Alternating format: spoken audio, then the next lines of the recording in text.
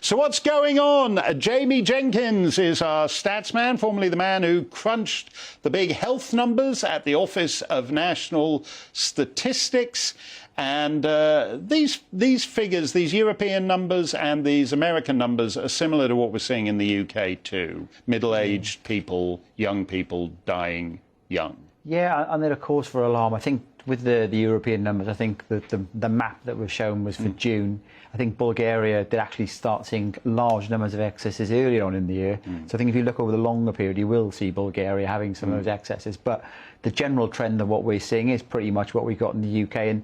And we talked, I think, recently, Mark, about the excess deaths. And I think some of the other parts of the media are starting to wake up on this because we're starting seeing newspapers starting to cover it. And even the likes of the BBC are starting to talk a little bit about it. So you seem to be setting a trend here that people are actually looking to talk about this. Now, I've been looking at the numbers myself over the last week. Remember, I think about a month ago, Mark, we had the ONS monthly figures for June. And the only cause of death that was above average when you compare it to the 5 years and new age standardised was kind of cause unknown. It was those symptoms, signs and ill-defined conditions. We've had the latest set of figures for July now this month, exactly the same again. So another month and cause unknown is the only cause in the UK or England and Wales where we're seeing deaths above that 5-year average. Now, that's if you take the whole of 2022 together, that's what we're seeing there as well. Now, if you take the overall picture, Mark, across the country, we are seeing about 1,000 deaths more per week. But part of that is that if we look at the population profile, we have got more older people now than what we had back in 2015, 2019. So I've kind of crunched all the numbers there and looked at it in terms of if we apply the death rate. So let's assume your chance of dying now is exactly the same as pre-pandemic. What you then find is that it explains some of the excess, but not all of it. And if you take COVID deaths out, Mark, and you look at the year so far, we've got fewer older people dying if you take COVID out. That's not unsurprising, as we've talked about before. A lot of people died before the pandemic. But this year, from the ages of 30 up to 59, we are seeing more people dying for non-COVID reasons than what you would expect when you apply the death rates before the pandemic. Now, that's the kind of thing that's concerning. And all those tragic deaths you talk about, obviously thoughts go to their family. That's what we need an investigation on. Yeah, so that matches because the way the ONS does it, it's 30 years to 59. But that's, again, like those American actuaries where it's 25 to 54. Are you surprised that deaths before your time, in countries where life expectancy is 77, 78, 79, and we're not interested in why people are dropping dead between 30 and 59? And we should be interested because we had every single day, you know, for 2 years or more, how many deaths within 28 days of a positive test.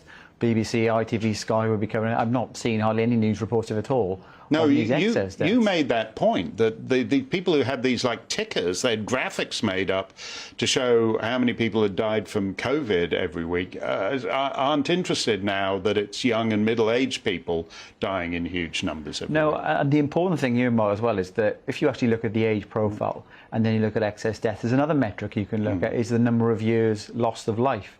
So obviously somebody who dies in their 30s, who may have survived until the age of 70, 80, there's 40 years of life lost. If somebody dies of, say, COVID a few years before they're kind of what you'd expect them to die out, there's less lives lost. Now, there are some factors that we can look at. So I've been looking at the Office for Health and Disparities. There used to be Public Health England, they kind of split that off. And they've been looking at kind of what causes might be behind some of these excesses.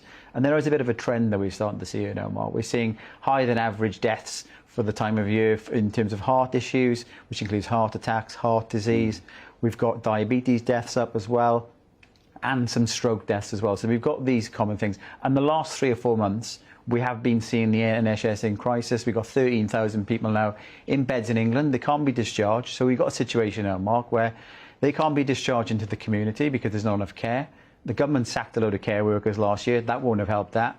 So if somebody goes into A&E, they're in a bed, they can't be transferred to the wider hospital. What then happens is an ambulance turns up. They can't just put the patient into the A&E because the beds are blocked up.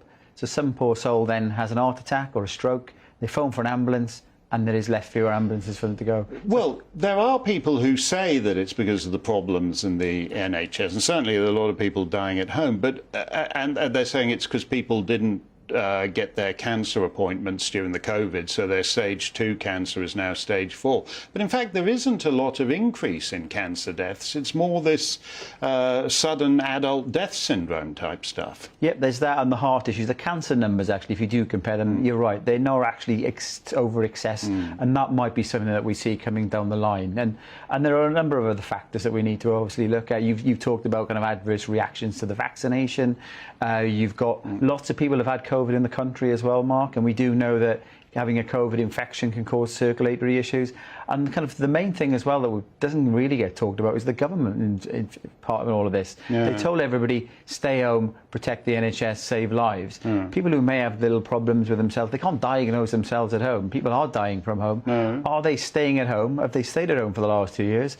And then they're suddenly dying because they haven't been diagnosed with anything. Well, let me ask you this just finally, Jamie. I started with that statistic, from Alberta, one of the wealthiest places on the planet, and the leading cause of death in Alberta is unknown cause. Unknown cause, as you've said, is making huge strides elsewhere. Is it normal?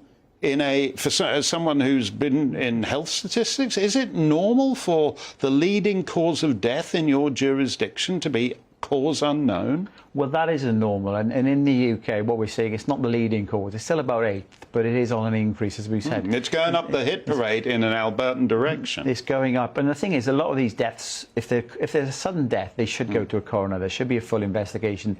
Then you should identify the cause. Whether or not they're doing that in other countries to the kind of the extent they do in here is the thing. But what's coming down the line, Mark, is the winter. And you've been talking about the cost of living crisis.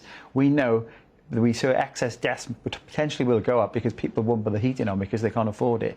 So the government's policies of kind of lockdowns and then the cost of living crisis off the back of it, that's one thing to look at over the winter is, are we going to see excess deaths because people can't afford to put the heating on? Well, that would be amazing. It might be that just the spring and summer we'll look back on as the good old days of excess death. Thank you very much, Jamie. Great to see you in the studio.